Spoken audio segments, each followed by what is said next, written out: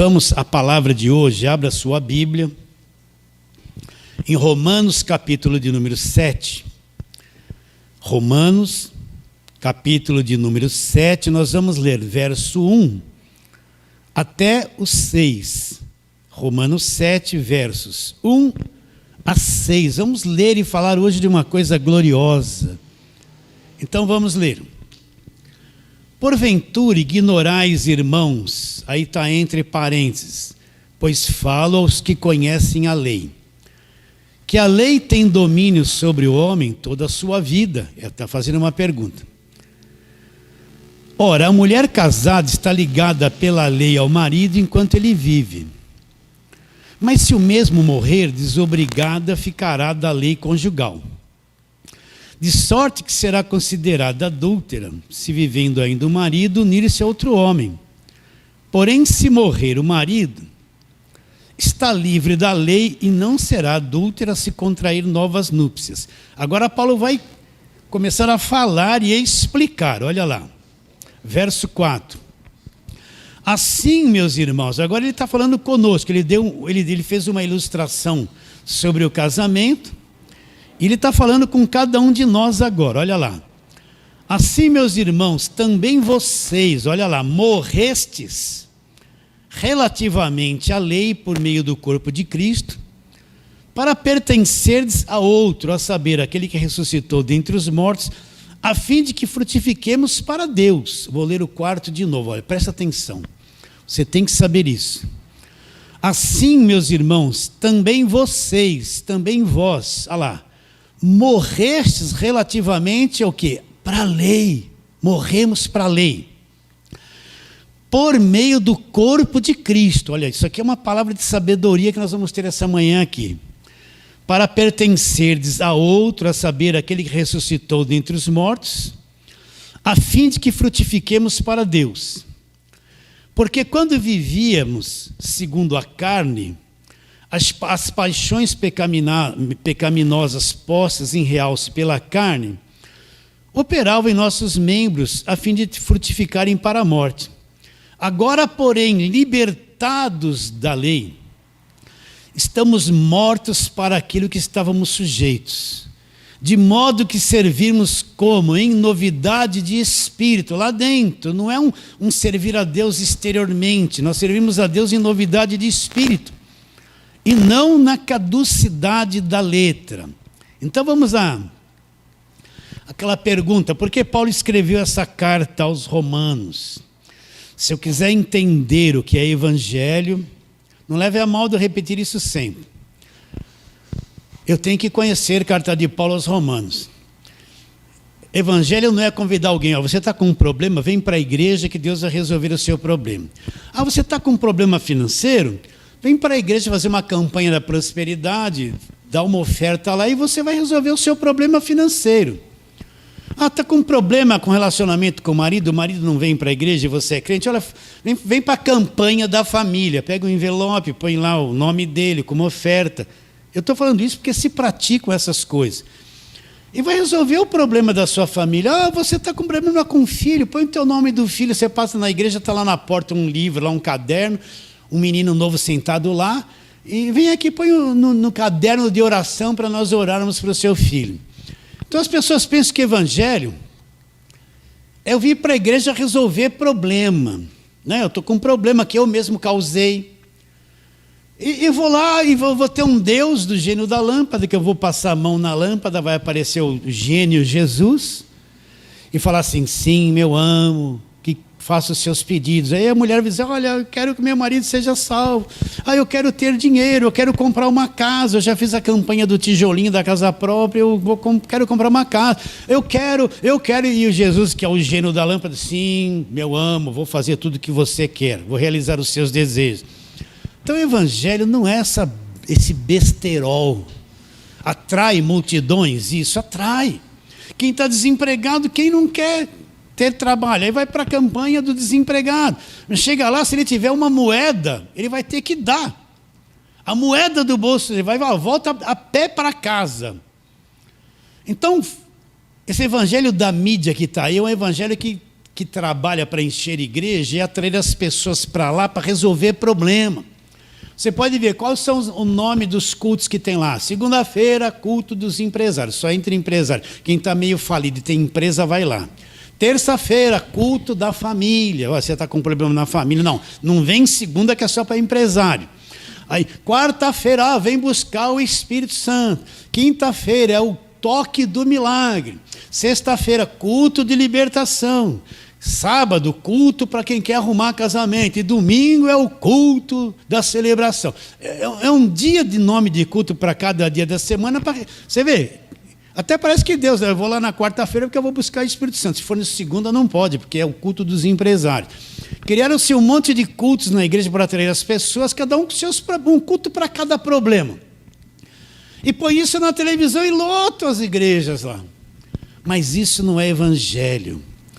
Evangelho é saber por que Jesus Cristo veio ao mundo. Por que Jesus Cristo veio ao mundo? Ele veio ao mundo, vou falar o que falei na abertura aqui. Deus amou o mundo de tal maneira que deu o seu único filho. Para quê? Para que Jesus veio ao mundo? Por que existe igreja? Por que um dia Deus se transformou num homem, assumiu um corpo humano e veio morrer na cruz? Para quê? Para que todo aquele que acreditar nisso, não vai se perder, não vai perecer, vai ter uma vida eterna. Então, Jesus Cristo veio ao mundo para trazer a imortalidade, uma vida eterna. Um dia você vai morrer, eu também vou morrer.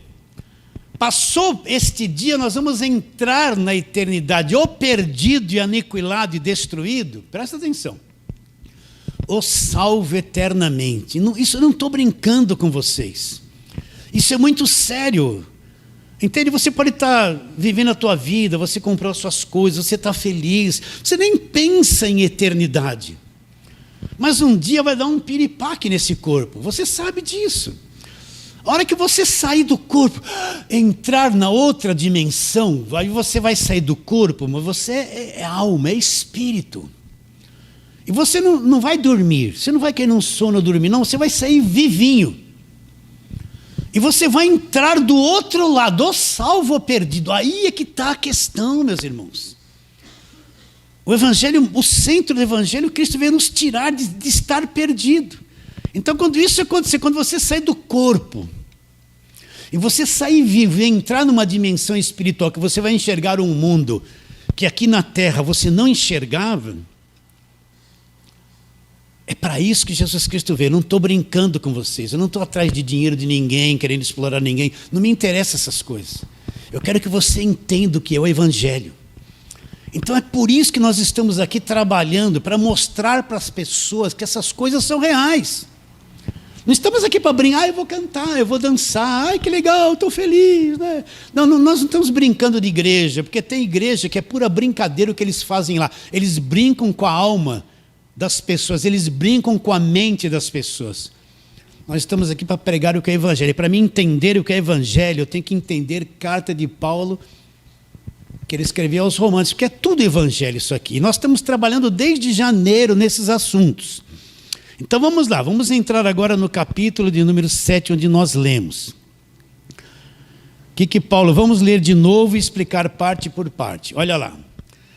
Porventura ignorais, irmãos, falam os que conhecem a lei, que a lei tem domínio sobre o homem toda a sua vida. Ora, a mulher casada está ligada pela lei ao marido enquanto ele vive, mas se ele morrer, desobrigado está da lei conjugal. De sorte que será considerada adúltera se vivendo ainda o marido se unir a outro homem. Veja bem, existem 1000 questões que a mulher pode se separar do marido. Então ele está dando um exemplo, ele não está pondo aqui uma ordem de casamento. Então não é isso que Paulo está explicando. De sorte que será considerada adúltera se vivendo ainda o marido unir-se a outro homem. Porém, se morrer o marido, está livre da lei. Quando Paulo fala lei, ele fala um sistema religioso. Eu tenho que saber entender isso. A lei é a primeira aliança, a aliança do Velho Testamento. Ela veio através de Moisés, Deus mesmo que trouxe a lei. Quando eu falo lei, Eu tenho todo o Velho Testamento em mente, as festas judaicas, os sacrifícios, os sacerdotes, o templo, as músicas que eles cantavam, né? A proibição de comer certos alimentos e outros não. A guarda do sábado, que era obrigatória na lei. A obrigação de ser um dizimista na lei. E participar de tudo aquilo do Velho Testamento. Quando Paulo fala lei, é todo um sistema religioso judaico, é o Velho Testamento. Então eu tenho que ter clareza sobre essas coisas na minha mente. Se eu não conhecesse arroz com feijão, eu não entendo nada do Evangelho. Então, quando Paulo fala que a lei tinha domínio sobre o homem enquanto ele estivesse vivo, ele está falando na questão dos judeus, que ali foi dada para eles, e todo o sistema religioso do Velho Testamento. O Velho Testamento era um sistema religioso gigante. Está bem claro isso? Entende para quem foi dado esse sistema religioso? Não foi dado para mim nem para você, foi dado para os judeus, para o povo judeu. Eles se tornaram a nação santa de Deus. Foi dada uma aliança feita entre Deus e o povo judeu.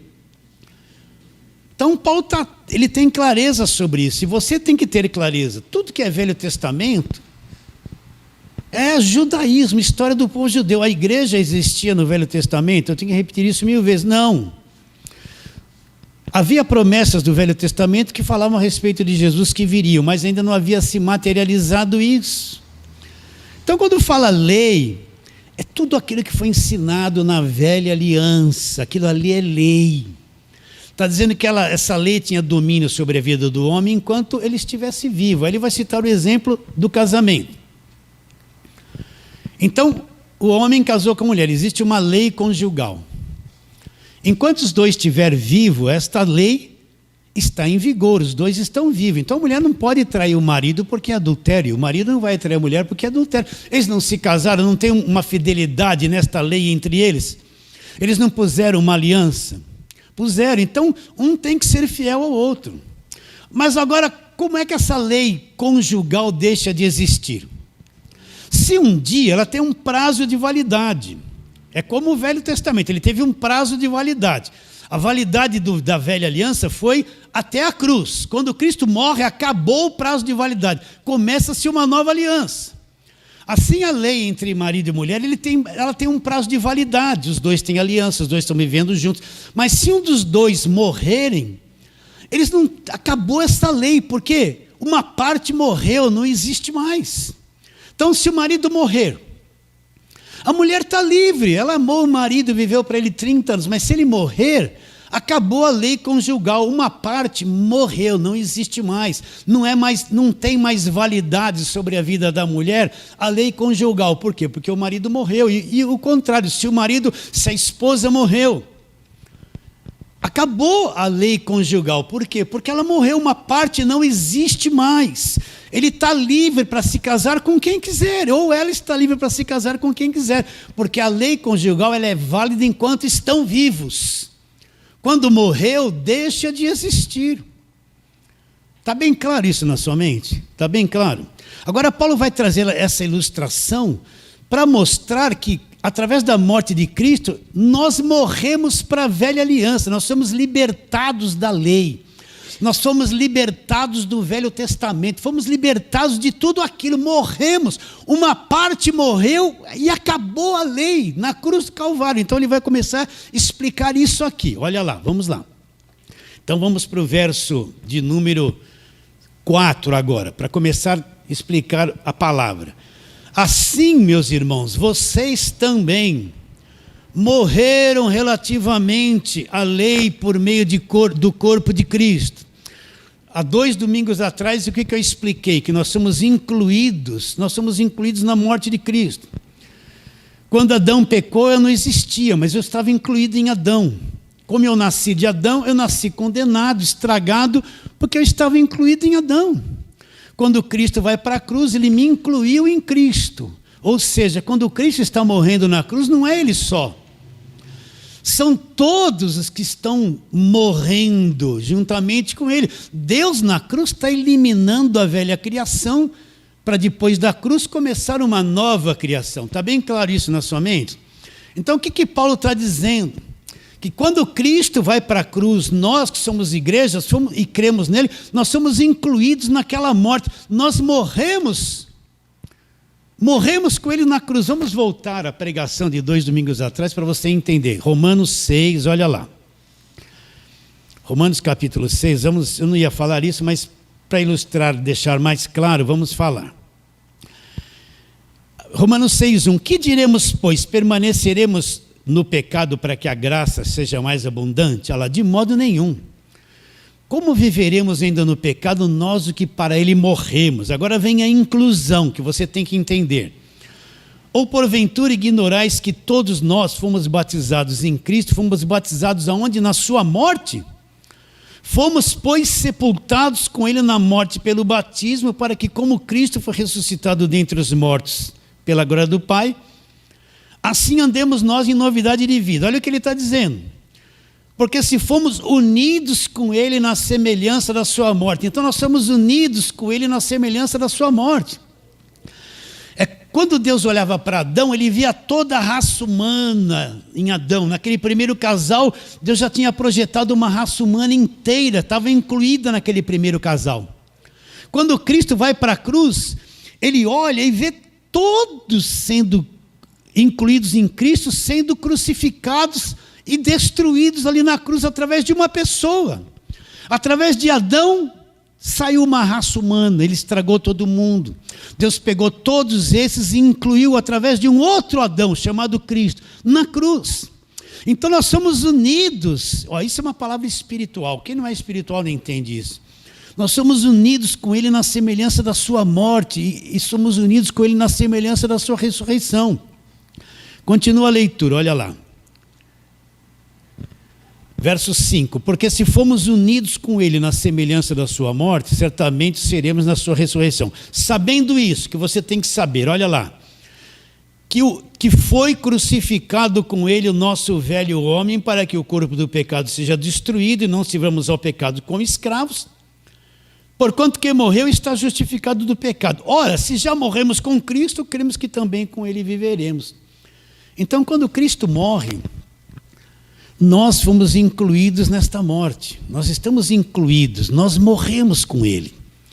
Agora, morremos para quê? O que Paulo está explicando em 7, versículo 5? Assim também vocês morreram para a lei, Cristo libertou vocês da lei para a morte. Nós morremos para a velha aliança. Morremos para o Velho Testamento, morremos para o judaísmo, nós somos libertos de toda aquela religião do Velho Testamento. Por isso que, às vezes as pessoas brigam comigo pelo WhatsApp, chega lá um mal educado, manda, acabou o Velho Testamento, nós confiamos, a Bíblia toda de capa a capa é a palavra de Deus. Eu respondo assim, claro que é a palavra de Deus, toda a Bíblia é a palavra de Deus. Toda a Bíblia foi inspirada por Deus, mas eu preciso entender na palavra de Deus aquilo que acabou. Não deixou de ser palavra de Deus. A lei deixou de ser palavra de Deus? Não, mas acabou. E aquilo que começou. Aí eu falo assim, olha na tua Bíblia, não está escrito Velho e Novo Testamento? Não está escrita Velha e Nova Aliança? Quando Jesus foi, antes de ir para a cruz, que ele estava participando da ceia, o que ele falou? Este sangue é o sangue é o Novo Testamento no meu sangue. Não começou uma nova aliança? Toda a Bíblia é a palavra de Deus, mas tem uma parte da Bíblia que se chama Evangelho, que não é toda a Bíblia, que eu encontro nas cartas de Paulo. A nova aliança eu encontro ali. Então, se eu não souber dividir isso, velho e novo, o que acabou e o que começou, aquilo que Deus eliminou, aquilo que começou, e eu tenho que eliminar o que Deus eliminou. Eu não vou levar você a guardar sábado, porque aquilo acabou na cruz. Eu não vou levar você para participar das festas judaicas. Eu não vou trazer uma réplica da Arca da Aliança, que era a aliança da lei, e pôr aqui nisso aqui, e olha, toca aqui na Arca da Aliança que você vai ser curado. Porque tudo isso acabou na cruz, sim ou não? Então, não adianta eu pregar Velho Testamento para você, não é evangelho. O evangelho começa da cruz para frente. Não adianta eu ficar rodeando o muralha de Jericó, lutando com o gigante Golias, fazendo água sair da rocha, culto do maná, pregando todo o Velho Testamento, que isso aí é uma coisa que já acabou. É lei, acabou. Velha aliança acabou na cruz. É levar você para uma coisa que Deus não considera mais. Você está entendendo isso? Olha, você acha que Deus vai pegar uma coisa que Ele próprio acabou, se Ele diz que na palavra dEle que o fim da lei é Cristo, e trazer de volta para se relacionar com você? Como é que Deus se relaciona com você? Ele se relaciona através da lei agora? Não. Ele se relaciona através da arca da aliança com você? Não. Ele se relacionou com as pessoas nesse tempo, quando tudo isso estava em vigor. Agora, como isso acaba, como é que Deus se relaciona comigo? Através do que Jesus fez na cruz, através da nova aliança, do novo pacto. Deus não se relaciona mais com as pessoas através da própria lei que Ele pôs um fim na cruz.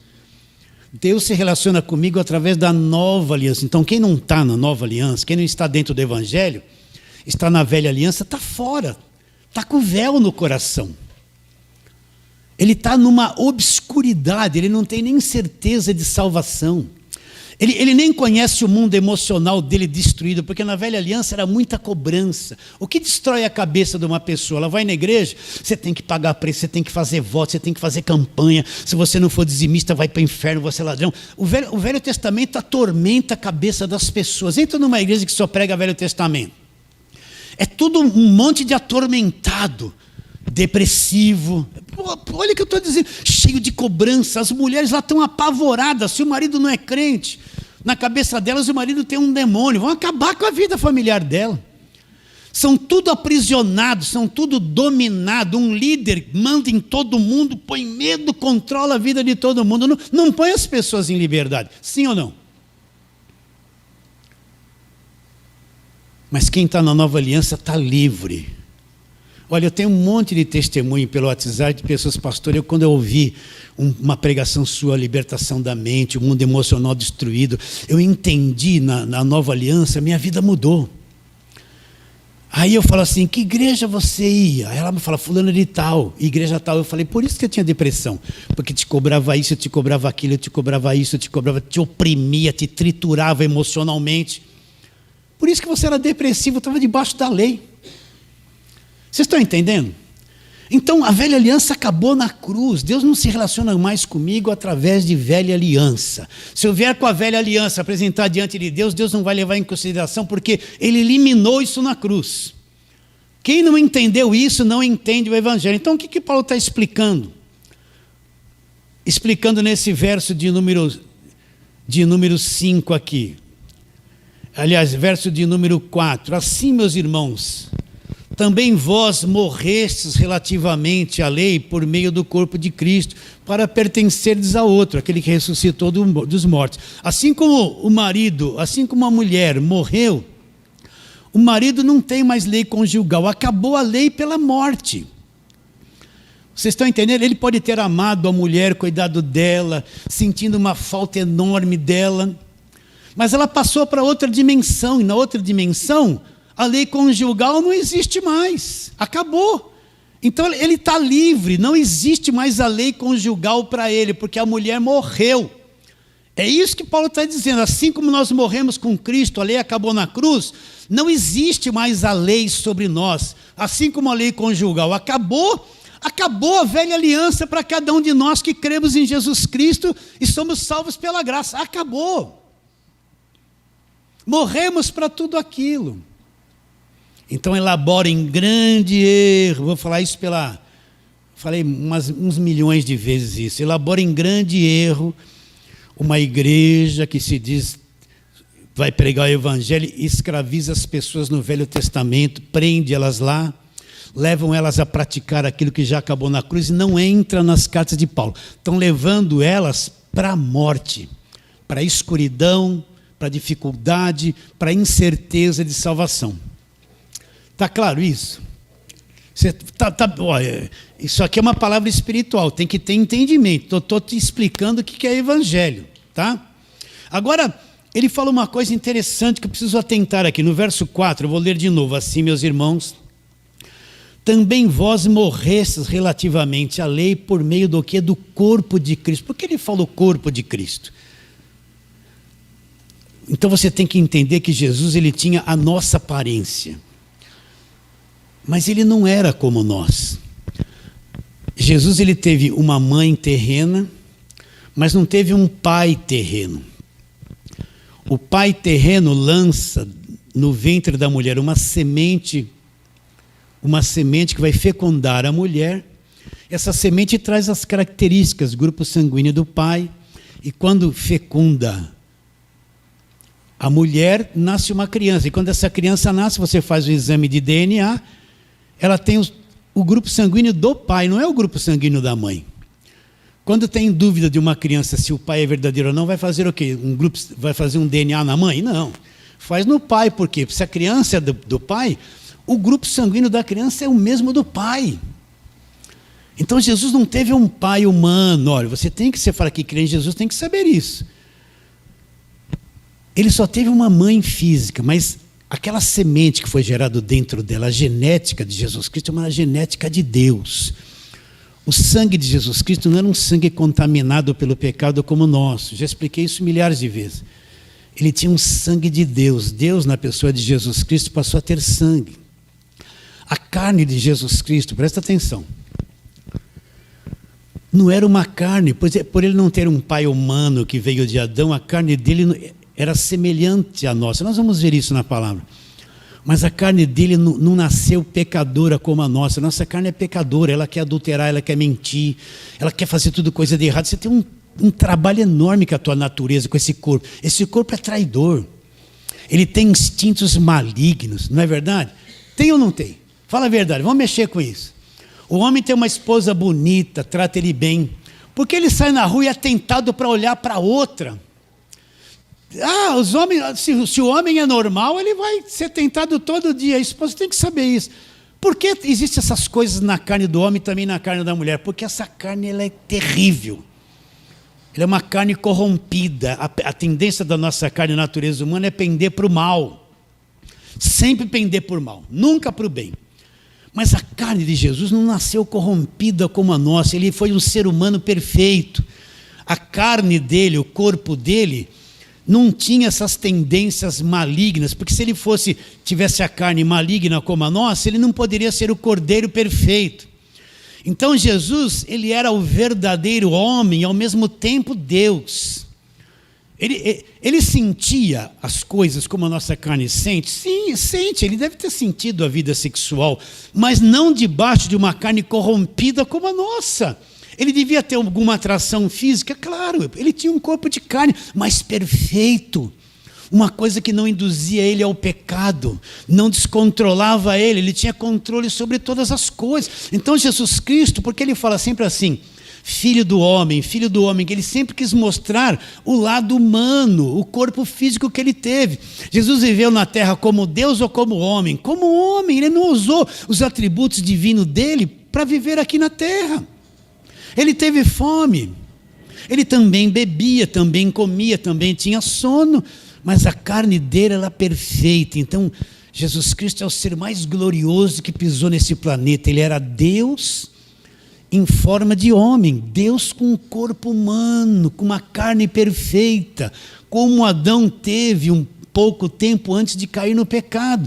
Então esse mundo corrompido, as tentações desse mundo, as coisas erradas que a tua carne se submete, não tinha poder para atrair Jesus. Por isso que Jesus viveu os seus 33 anos aqui na terra e nunca cometeu um pecado, nunca teve uma variação, tinha controle sobre todas as coisas. Então a carne dele era uma carne perfeita. Vocês entendem? Você pensa que Jesus ia morrer? Por que ele pôde ressuscitar? Porque a carne dele não se decompôs como a nossa, era uma coisa perfeita. Entende? Ele voltou depois de 3 dias, ressuscitou no mesmo corpo, sem problema nenhum.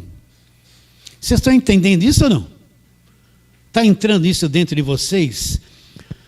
Então o corpo dele seria o corpo do sacrifício do Velho Testamento. Tudo aquilo que se ofertava no Velho Testamento, aqueles animais, aqueles cordeiros que era para pagar os pecados, era tudo uma coisa defeituosa.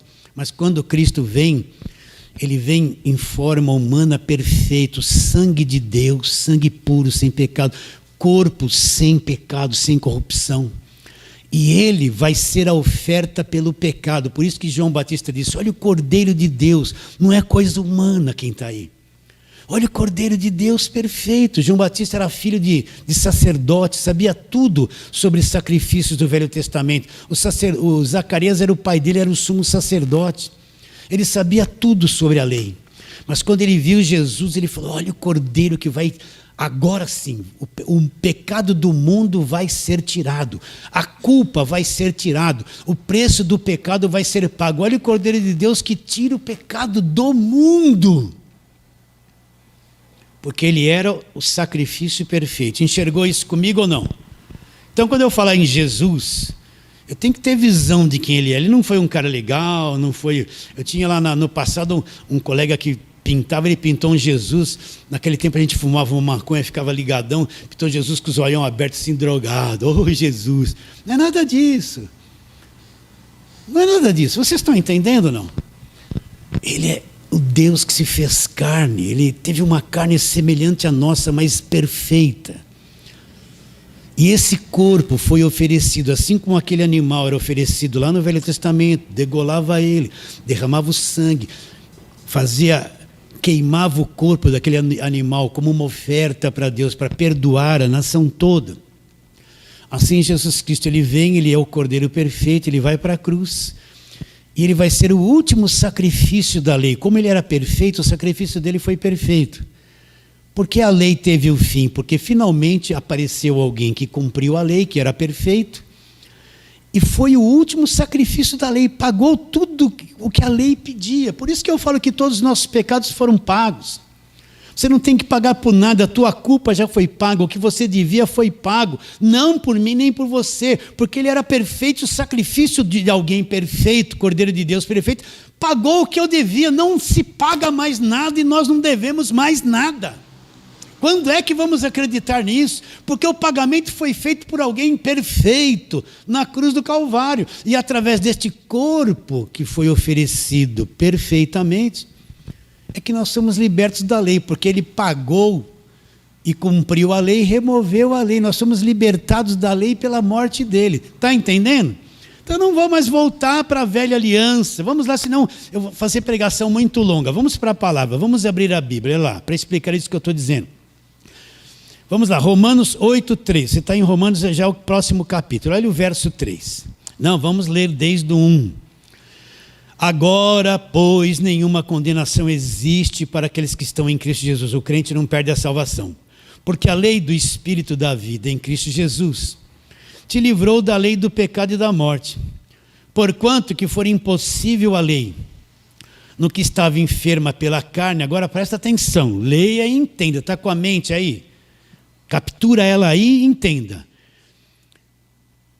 Isto fez Deus, ela enviando o seu próprio Filho, ela em semelhança de carne pecaminosa no tocante ao pecado. E com efeito, ela condenou Deus na carne de quem? De Jesus Cristo o pecado. Ela enviou o seu Filho, presta atenção, na semelhança de carne pecaminosa, não igual. O que é uma coisa semelhante? Jesus Cristo teve uma aparência de homem como a sua? Teve. Ele tinha uma mão semelhante à sua aparência? Teve. Teve pernas? Teve um corpo semelhante ao seu? Teve. Enviou o seu Filho na semelhança de carne pecaminosa. Carne pecaminosa nós, mas a carne dele não era pecaminosa. Então ele teve um corpo de carne semelhante a nós, mas não igual, não sujeito à escravidão. Para quê? E aí, nessa carne perfeita, nesse corpo de sacrifício perfeito, o pecado foi condenado, acabou a lei, tudo isso se encerra ali na morte dele, e Deus remove toda a velha aliança para estabelecer a nova aliança no sangue dele. Entendeu esse negócio da carne de Jesus, do corpo, do sangue dele? Tudo era perfeito. Então ele teve um corpo semelhante ao meu e ao teu, mas não igual. A aparência era a mesma, mas a carne dele era de outro tipo, de outro nível. O sangue dele era de outro nível, era sangue de Deus. Deus passou a ter sangue na pessoa de Jesus Cristo. Por isso que nós afirmamos que Jesus Cristo é Deus em forma de homem. Ele se fez se transformou, é a coisa mais gloriosa. Para quem entende isso, é alegria total entender isso. Isso é libertação. Vamos ver uma outra parte. Vamos lá, Hebreus capítulo 10, só para falar do corpo, porque foi no corpo que isso aconteceu, a libertação da lei. Então, Hebreus capítulo de número 10, nós vamos ver uma coisa interessante lá. Vamos ler desde o verso 1, vai. Nunca é demais ler a palavra. Hebreus 10, 1, vai falar do que era a lei, olha lá. Ora, visto que a lei tem sombra dos bens vindouros, não a imagem real das coisas, nunca jamais pôde tornar perfeitos os ofertantes com os mesmos sacrifícios que ano após ano perpetuamente eles oferecem. De outra sorte, não teriam cessado de ser oferecidos, porquanto os que prestam culto, tendo sido purificados uma vez por todas, não mais teriam consciência de pecados.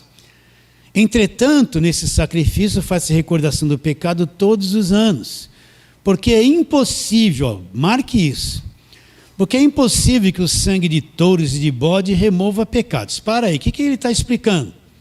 Que a lei foi uma sombra, Deus usou aquela lei por um período, até que Jesus Cristo viesse, cumprisse a lei, estabelecesse a nova aliança para remover a lei. E aquilo tudo foi uma sombra, teve uma utilidade por um período, até o tempo de mudar a aliança, de estabelecer a nova aliança. Então foi uma sombra, não tinha imagem real. O que é uma sombra? É 10 horas da manhã, o sol está ali no leste e você está aqui parado. Aí você olha atrás de você, você vê lá a tua sombra toda torta. Aquilo ali reflete você? Reflete, mas de uma forma toda torta, sem forma, não é verdade? Se alguém olhar você de frente e depois olhar a tua sombra, não vai saber que você não tem nada a ver com aquela sombra, aquilo é uma coisa sem forma. Então ele está dizendo que a velha aliança foi uma sombra, uma coisa sem forma, mas que teve uma utilidade por um período. Foi uma sombra, não podia mudar o coração de ninguém, não podia fazer ninguém nascer de novo. E aqueles sacrifícios do pecado tem que ser pago constantemente, porque era uma coisa contínua, não cobria, não pagava pelo pecado. Então Deus ficou cansado de tudo aquilo que Ele mesmo estabeleceu.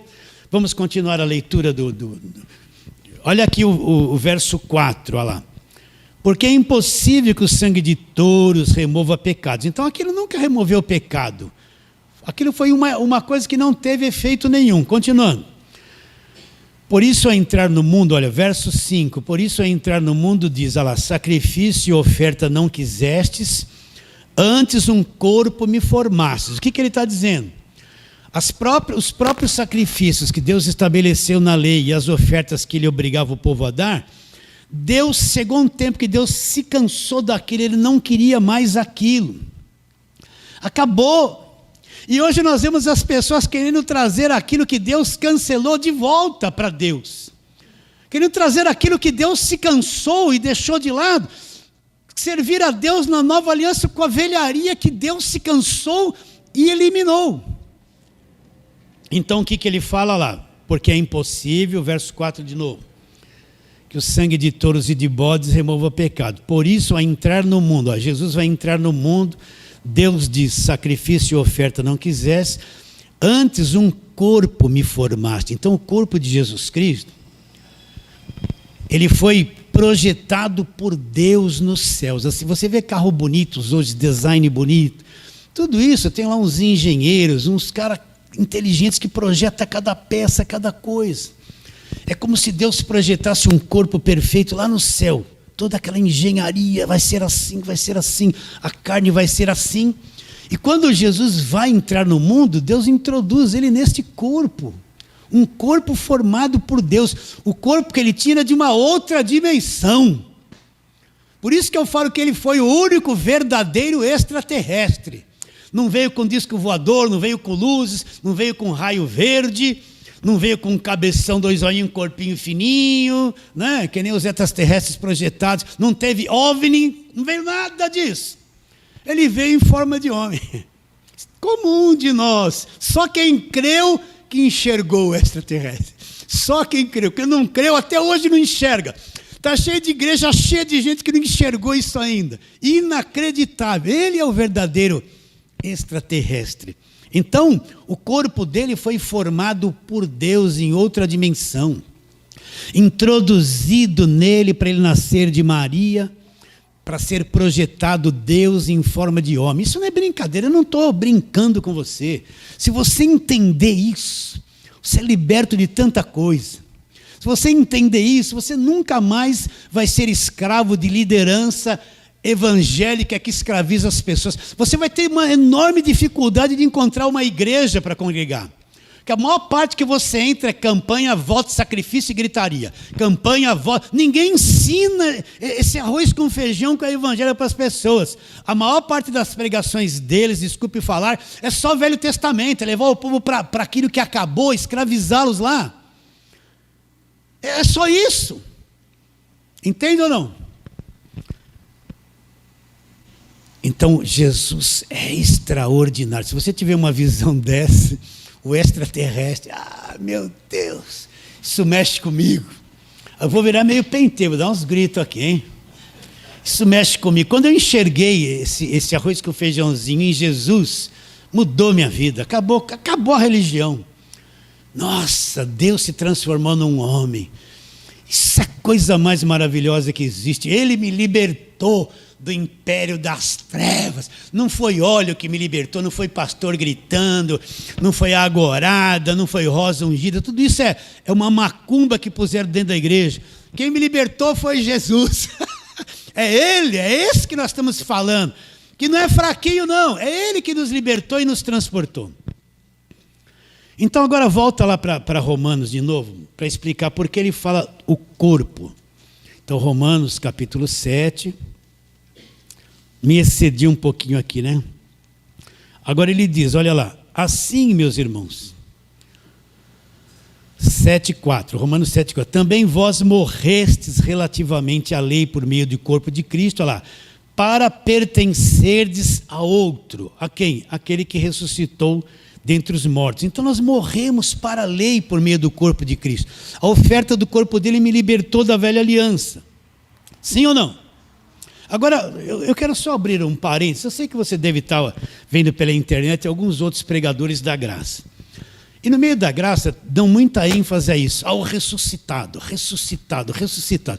Mas nós temos que entender que Jesus Cristo é um só. Temos que entender que Jesus Cristo, o ministério dele teve 3 fases.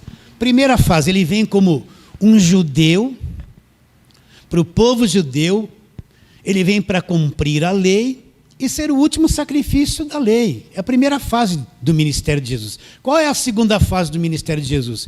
Quando ele se torna o cordeiro, nos últimos dias da sua vida aqui, ele vai para a cruz, é a segunda fase, ele se torna o cordeiro, vai se cumprir nele o cordeiro de Deus que tira o pecado do mundo. Qual foi a terceira fase do ministério de Jesus? É que ele teve que ressuscitar para destruir a morte, a ressurreição, ele se tornou ressuscitado.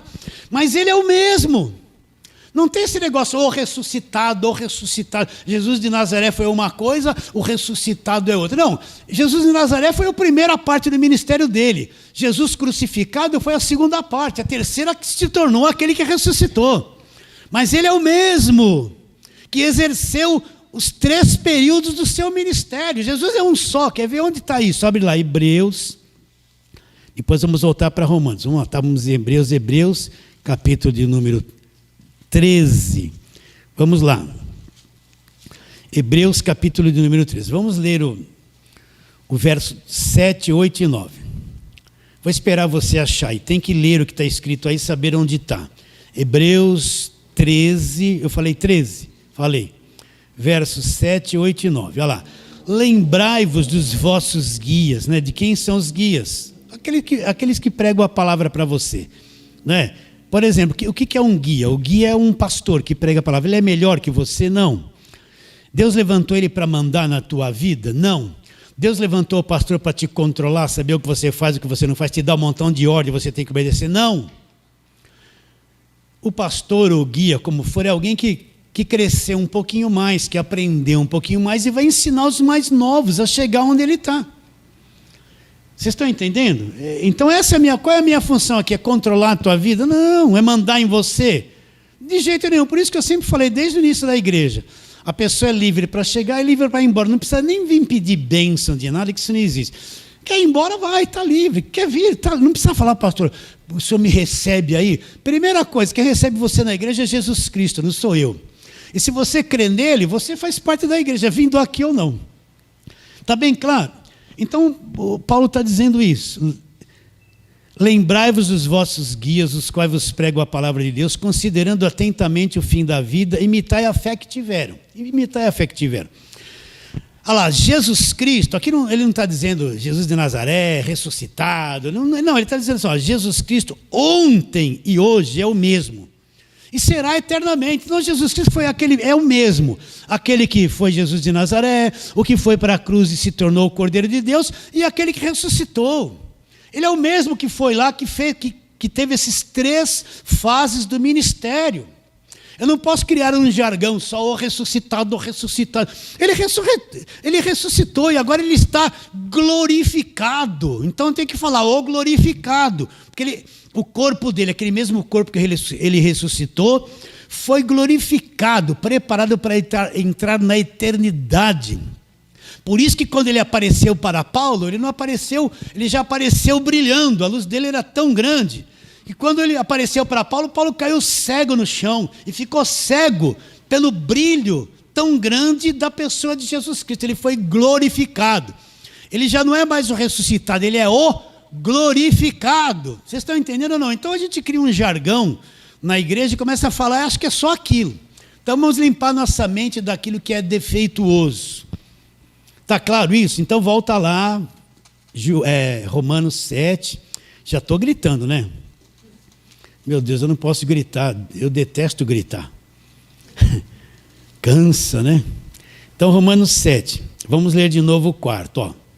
Assim, meus irmãos, também vocês morreram para a lei por meio do corpo de Cristo, para pertenceres a outro, aquele que ressuscitou dos mortos, a fim de que frutifiquemos para Deus. Então, o que é frutificar para Deus? Olha, antigamente, quando eu não conhecia Jesus, tudo que eu produzia para o erro, para as coisas erradas, para mim mesmo.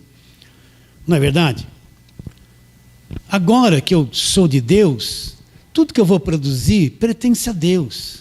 Então vamos supor, o relacionamento que eu tinha com a esposa antes de eu conhecer Jesus estava deficiente, eu produzia para mim mesmo uma coisa meio escura. Agora que eu sou de Deus, o relacionamento melhora e tudo isso agora eu vou produzir para Deus. Eu usava meu corpo para fazer coisa errada com os meus membros. Agora eu uso meu corpo, os mesmos membros que eu usava para as coisas erradas, agora eu faço o que é certo para Deus. Frutificar para Deus não é só pregar o evangelho, isso é importante. Eu vivo para Deus, eu sou de Deus, agora o meu casamento é para Deus, se eu vou ter filhos é para Deus, se eu conseguir comprar um carro é para Deus, dê carona para quem não tem carro, né? Seja generoso. Tudo agora em mim, eu vivo para Deus. Eu estou lá comendo macarrone, né? Oh, não coma muito macarrão, essa farinha branca, é melhor comprar o integral. Né? Eu parei de comer até emagreci. Né? Então você está frutificando, é para Deus. Se eu como agora é para Deus. Eu vivo agora é para Deus. Nós vivemos para Deus. Estou trabalhando lá numa pressão do chefe. Eu estou trabalhando, eu vivo para Deus, mesmo debaixo de pressão, resmungando um pouco, vontade de dar né? Mas não vou fazer isso. Vivo para Deus. Tudo que eu faço agora eu vivo para Deus. Se eu comprei uma casa, eu vivo para Deus. Eu vou frutificar para Deus. Antigamente eu era trevas, não entendia nada disso. Tudo era para as trevas, para as coisas escuras. Agora é para Deus. Está bem claro? Então a gente acha que frutificar para Deus é ficar dentro de uma igreja dia e noite, noite e dia. Amém, amém, amém. Não, não é isso. Isso é só um momento de culto e nada mais. Continuando. Porque quando vivi, segundo a carne, as paixões pecaminosas, verso 5, postas em realce pela lei, operava em nossos membros a fim de frutificarem para a morte. Olha lá. Agora, porém, libertados da lei. Do quê? Agora, porém, libertados da lei. Como fomos libertos da lei? Através do corpo de Cristo na cruz, ele foi o sacrifício perfeito, a lei se cumpriu e ele removeu a lei. Agora nós estamos libertados da velha aliança, entende ou não? Você da internet, fomos libertos da lei, libertos da velha aliança. libertos do jugo, libertos da escravidão, libertos do preso, libertos da cobrança, libertos da velha aliança. Fomos libertos da lei. Olha lá. E estamos mortos para aquilo que estávamos sujeitos. Nós vivíamos sujeitos à cobrança da lei. Agora nós estamos mortos para aquilo que estávamos sujeitos através do corpo de Cristo. Agora, porém, vou ler de novo 6. Libertados da lei, estamos mortos para aquilo que estávamos sujeitos. Agora vem o homem interior, olha aqui, ó. De modo que servimos em novidade de espírito e não na caducidade da letra da lei. Então, como é que eu sirvo a Deus agora? Eu tenho que ir para a palavra, irmãos. Vamos lá, João capítulo 3, vamos lá, João. Tem que te explicar detalhadamente, eu não posso deixar passar. Eu estou me alongando um pouquinho de paciência, tá? João, capítulo de número 3, um religioso vai procurar Jesus, que é Nicodemos. Conhecia tudo do Velho Testamento, era um dos principais dos judeus e era mestre em Israel, sabia tudo de religião. Olha lá, havia entre os fariseus, João 3:1, um homem chamado Nicodemos, um dos principais dos judeus. Este de noite foi ter com Jesus e disse: Rabi, sabemos que és mestre, vindo da parte de Deus, porque ninguém pode fazer estes sinais que tu fazes, se Deus não estiver com ele. A isto respondeu Jesus: em verdade te digo, se alguém não nascer de novo, não pode ver o reino de Deus. Perguntou Nicodemos: como pode nascer sendo velho? Pode se reencarnar? Voltar ao ventre da mãe, nascer segunda vez? Respondeu Jesus: em verdade te digo, quem não nascer da água e do Espírito, da palavra e do Espírito Santo, não pode entrar no reino de Deus. Olha lá, os dois nascimentos que nós já tivemos. O que é nascido da carne é carne. O que é nascido do Espírito Santo é Espírito. Quem que nós somos? Nós somos Espírito. Nós somos Espírito. Você não é só essa carne cansada, velha, que agora com frio, sente dor nos ossos, passou 200, né? Os 40. Você é um ser espiritual, meu Deus, você tem um corpo invisível, espírito aí. Será que você entende isso? Você não é só isso que você vê no espelho, isso aí é só uma parte externa sua, você é um homem interior. Nicodemos vai procurar Jesus. Um religioso que sabia tudo do Velho Testamento, vou repetir, era mestre, era um dos principais. Jesus falou assim para ele: olha, se você não nascer de novo, Nicodemos, você não vai ver o reino de Deus. O que é nascer de novo? Quando eu creio em Jesus Cristo de todo o meu coração. Aquela morte que eu herdei de Adão, eu tinha um espírito morto dentro de mim. Aquilo é removido, Deus me dá um novo espírito. Eu nasci de dentro, nasci de Deus, nasci do Espírito. Agora eu sou um homem interior. Eu sou um ser interior invisível, preparado para sair desse corpo e entrar na eternidade salvo. Será que você entende? Será que você entende isso ou não? Eu não sou só essa coisa externa que você está vendo, ou gordo ou magro, com muito ou pouco cabelo, com a cara redonda ou a cara fina, careca ou bigodudo. Eu não sou isso mais, eu nasci por dentro. Olha lá. O verso 6, o que é nascido da carne, ó, o primeiro nascimento, eu nasci da carne, da minha mãe, eu sou carne. Mas agora eu nasci do Espírito Santo, eu sou um espírito agora. Aquilo que Adão perdeu e morreu, Cristo trouxe de volta. Vamos lá, segunda carta de Paulo aos Coríntios, para você ver que Paulo falava dos dois homens. Nós vamos falar isso mais para frente. Segunda carta de Paulo aos Coríntios, capítulo de número 3. Não, capítulo de número 4, olha lá. Ó. Verso 16, Paulo está, nesta parte da palavra, está falando sobre as aflições que a gente passa. Então ele diz assim no verso 16, segunda carta de Paulo aos Coríntios, capítulo 4. Por isso não desanimamos, olha lá, pelo contrário, mesmo que o nosso homem exterior se corrompa, contudo o nosso homem interior se renova de dia em dia. Então Paulo apresenta o quê? Dois homens. Um homem exterior que se está corrompendo. Você não está ficando mais velho? Pega uma fotografia de 20 anos atrás, né? Você tinha mais cabelão, aquele rosto fininho, né? Bonitinho, né? Olha você, de vez em quando eu olho no espelho e falo, caramba, meu, estou cada vez com o cabelo mais branco, e esse pescoço aqui ficando tudo enrugado, e os pés de galinha. Estou ficando velho. O que ele diz? O homem exterior, ele está se corrompendo, você vai envelhecendo, começam uns cheiros de velho diferentes que você não tinha, sabia disso?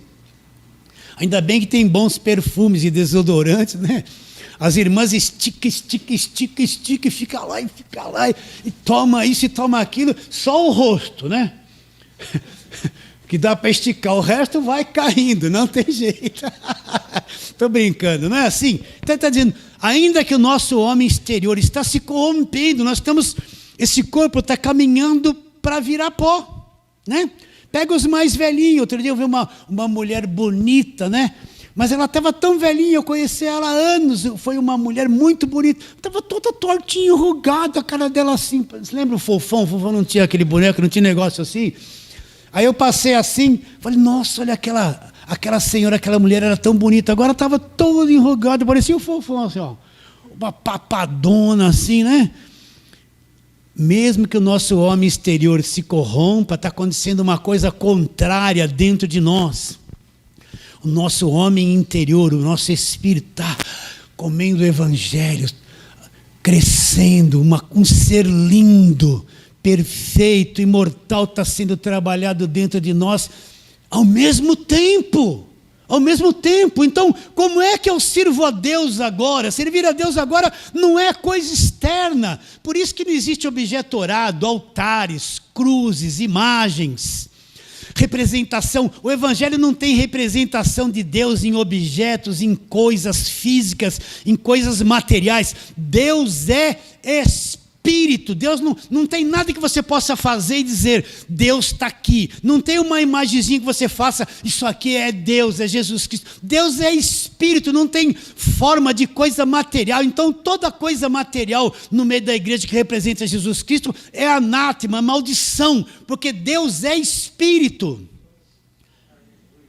E muitas coisas que falam que é servir a Deus é escravidão no meio do Evangelho. Você está servindo uma igreja organizada que te escravizou e você trabalha de graça para eles.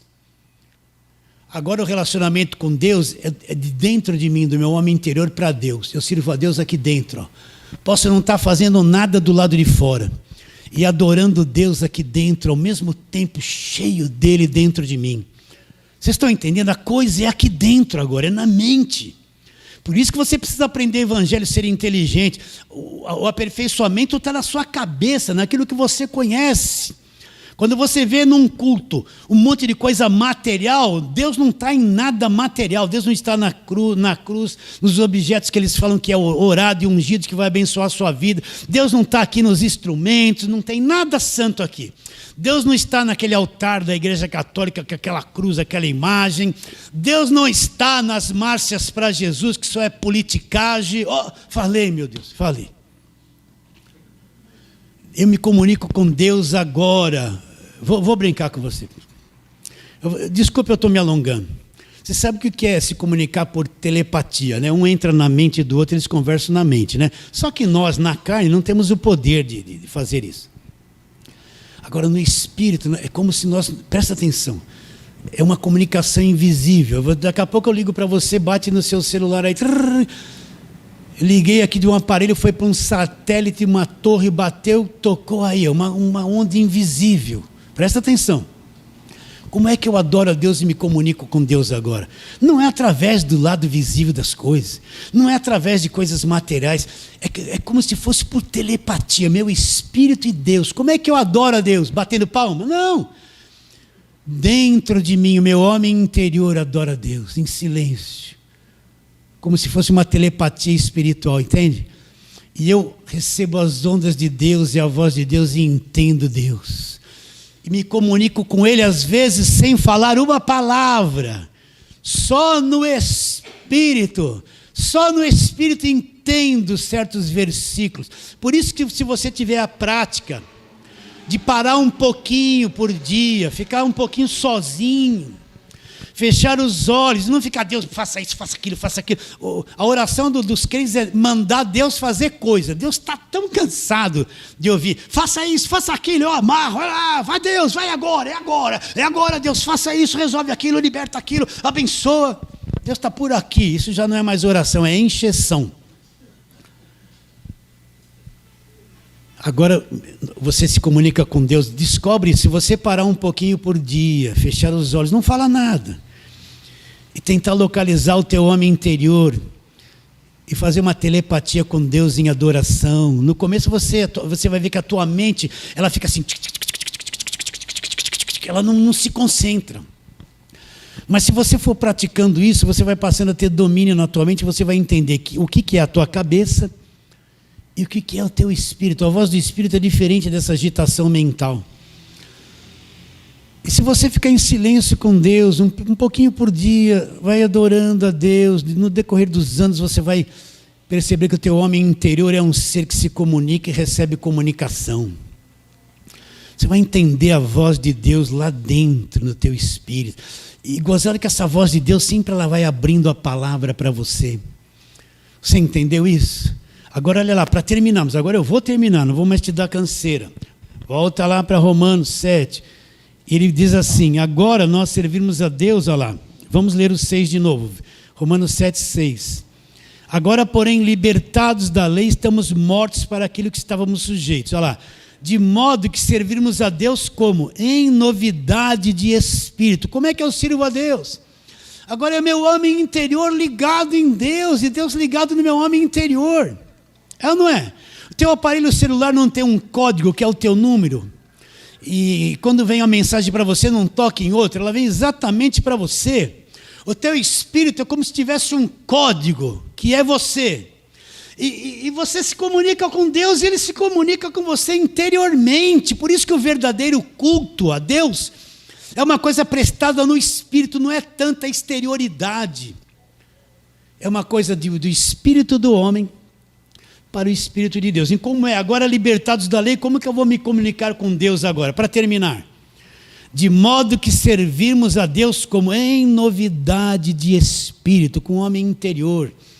E não na caducidade da letra, que era a lei, aquele não atrás, não farás isso, aquele monte de leis que existia na velha aliança. Para terminar, nós somos libertos, irmãos queridos. Nós somos libertos da lei, libertos da velha aliança, libertos da condenação, libertos do jugo, libertos dos sábados, libertos das festas judaicas, libertos dos rituais. A velha aliança acabou na cruz e nós estamos numa nova aliança no sangue de Jesus Cristo. Libertos da lei. Recebe essa palavra de hoje? Fala assim, amém. Vamos ficar um pouquinho de pé e vamos orar. Feche os olhos assim com toda a sinceridade. E dentro de você imagine todos os irmãos na internet, todos juntos agora. Pai querido, a Tua palavra é a verdade e ela revela a verdade. Assim nós queremos pedir que o Senhor venha abrir o nosso entendimento. Dos que aqui estão e de todos aqueles que nos assistem pela internet, abra o entendimento deles. Que a Tua palavra corra, vá longe nas mentes e nos corações. E aquele que é chamado para entender, aquele que é o fruto maduro, ele vai entender, porque só entende isso quem é chamado. Quem não é chamado não vai entender. Que esse chamado desperte hoje, acorde, enxergue, e a palavra tenha o grande efeito, porque ela é viva e ela é a verdade. Crendo que será, oramos pela fé em nome de Jesus. Fala assim, amém.